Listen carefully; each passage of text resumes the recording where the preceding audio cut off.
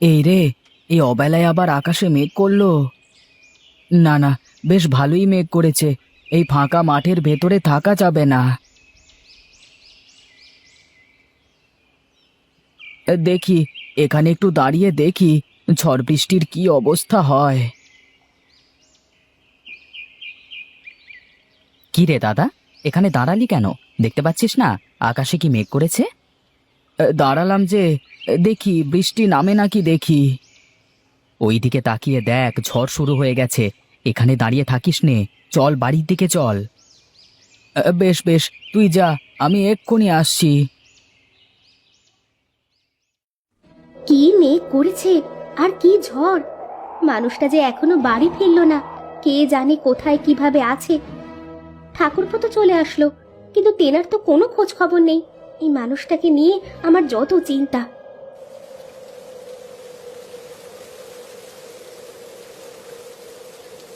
এই তোমার আসার সময় হলো। কি করব, দেখছো না কি মেঘ করেছে। আমিও তো সেজন্যই বলছি, এই মেঘের মধ্যে কি কেউ মাঠে থাকে? যদি কোনো দুর্ঘটনা ঘটে যেত।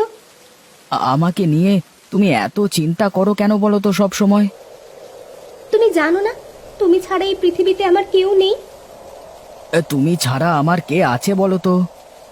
যাও, তুমি কাপড় চোপড় ছেড়ে এসো, তোমাকে খেতে দিই।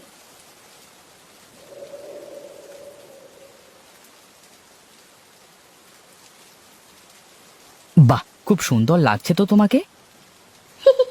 ধন্যবাদ। সত্যি করে বলো তো, আমাকে কেমন লাগছে? সুন্দর লাগছে, কিন্তু এখন এই অসময়ে তোমার এত সাজুগুজু করতে হচ্ছে কেন? কি করব বলো, বাইরে তো ঝড় বৃষ্টি হচ্ছে। আমি কি করব তাহলে? আচ্ছা, তোমার কি এই সাজগোজ বাদে আর কিছু আসে না? দেখো, তুমি আবার এসব নিয়ে কথা বলবে না। বিয়ের সময় তুমি জানতে না যে আমি কাজ কাম করতে পারি না। হ্যাঁ, সেই তো আমার কপাল। আগে কি আর জানতাম যে তুমি কখনো ভালো হবে না? কি কি বললে তুমি? আমি ভালো না, আমি খারাপ? এই তো, এই একটা কাজই তো পারো, কিছু বলতে না বলতেই চোখ দিয়ে পানি ফেলতে। ধুর, ভালো লাগে না কিছুই। আরে গণেশ যে, কি খবর তোর? এদিকে আয় একটু। আমাকে ডাকছো দাদা? হ্যাঁ রে, তোকেই ডাকছি। একবার আয় তো এইদিকে, শুনে যা।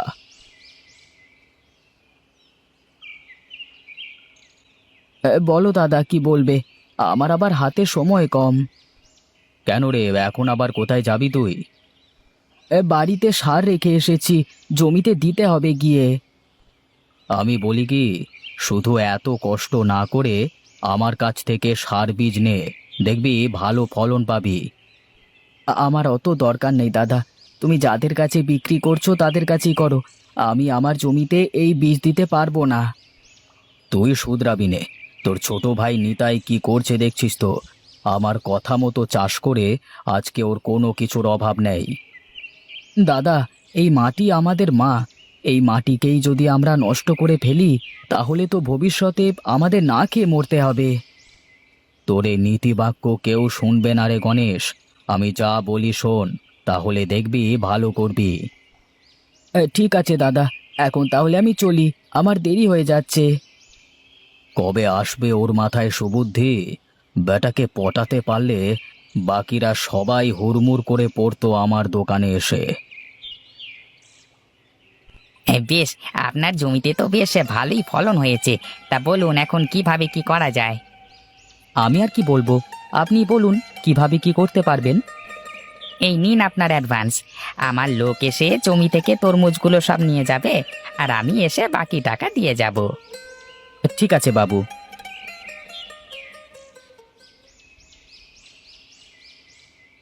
বাবু, আগে আমি বলছিলাম যে আমার জমির ফলগুলো নেন না।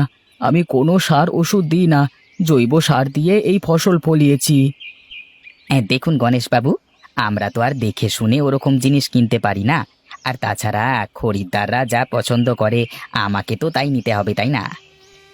তবে বাবু, আমার জমির ফসল নিলে আপনার ভালো হতো। যাও যাও, তুমি আমাকে ভালো মন্দ শেখাতে এসো না, যাও।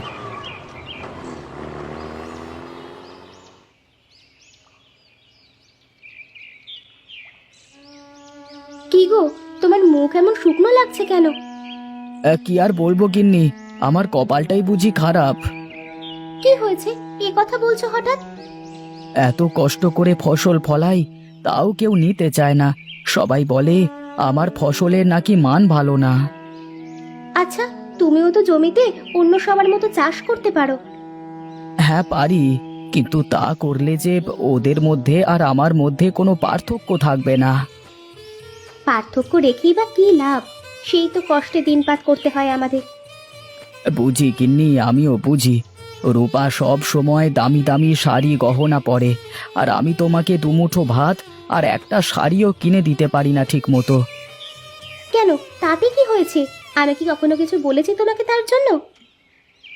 তুমি না বললেও তো আমি অনেক কিছুই বুঝতে পারি।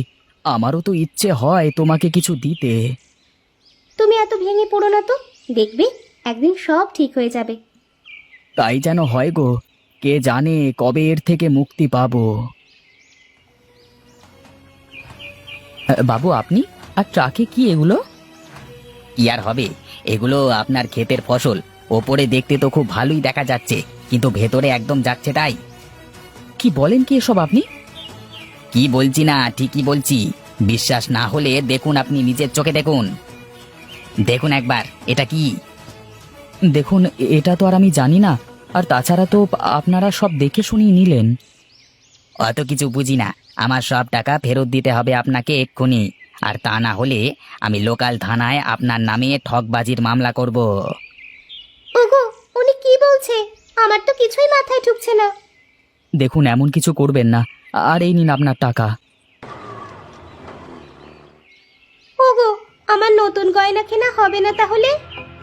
হ্যাঁ হবে তো। গহনা কেন, তোমার জন্য আমি হীরের টুকরো কিনে আনবো।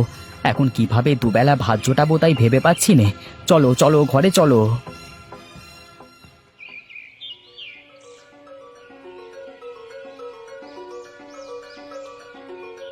আরে শহুরে বাবু যে, তা হঠাৎ কি মনে করে আমার এখানে? আসলে আমরা আপনার বিষয়ে শুনেছি, আমাদের কোম্পানি আপনার থেকে ফসল কিনতে চায়। কিন্তু আমার ফসলের দাম যে বেশি দিতে হবে। হ্যাঁ হ্যাঁ, আমার কোম্পানি আপনার ফসল বেশি দামে কিনতেও রাজি আছে।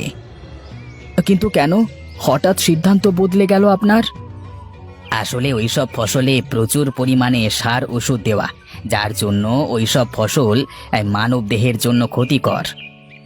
কিন্তু আমি যে জৈব সার ব্যবহার করে চাষ করি, তা আপনি জানলেন কি করে? গায়ের সব মানুষ তো আপনাকে নিয়েই কথা বলছে।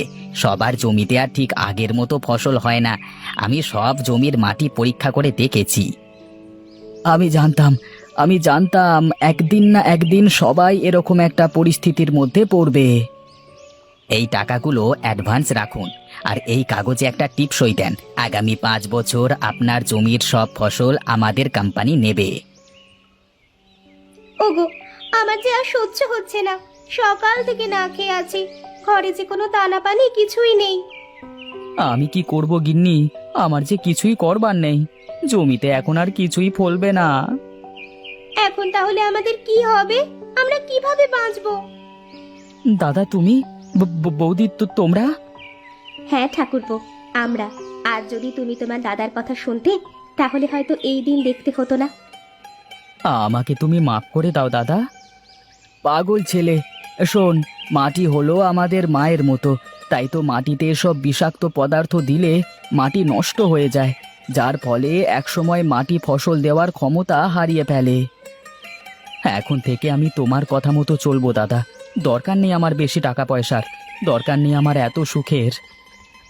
সুখের জন্য টাকা পয়সা লাগে না রে পাগল, মনের সুখই যে আসল সুখ। এই যে দেখছিস না, তোর বৌদি আমার সাথে না খেয়ে থেকেও কেমন সুখী। আমাকে তুমি ক্ষমা করো বৌদি। আমি না জেনে না বুঝে তোমার সাথে অনেক সময় খারাপ ব্যবহার করেছি। আমি কিছু মনে করিনি। আর তুই তো আমার বোনের মতো। আমার তো বোন নেই, থাকলে হয়তো তোর মতোই হতো। তুমি আমাকে বোন বললে দিদি? হ্যাঁ, এখন নে, এই খাবারগুলো খেয়ে নে। সবাই শুনুন, এখন থেকে আমরা আর কোনো সার কীটনাশক জমিতে দেব না, আর আমরা আমাদের মাটিকে নষ্ট করব না। সবাই শুনুন, আপনারা জৈব সার ব্যবহার করে চাষ করুন। দেখবেন ফলন একটু কম হলেও ওই জমি সারা জীবন আপনাকে ফসল দিয়ে যাবে। আজ আমি সত্যি বুঝতে পেরেছি যে আমরা কি ভুল করেছি। আসুন আমরা সবাই সার কীটনাশককে না বলে জৈব সার ব্যবহার করি, মাটি ও পরিবেশ দুটোকেই ভালো রাখি, সুন্দর সুস্থ জীবন গড়ে তুলি। না, শেষমেশ এই বেটা গণেশ আমার ব্যবসার 12টা বাজিয়েই ছাড়লো। যাই দেখি অন্য কিছু ব্যবস্থা করা যায় কিনা।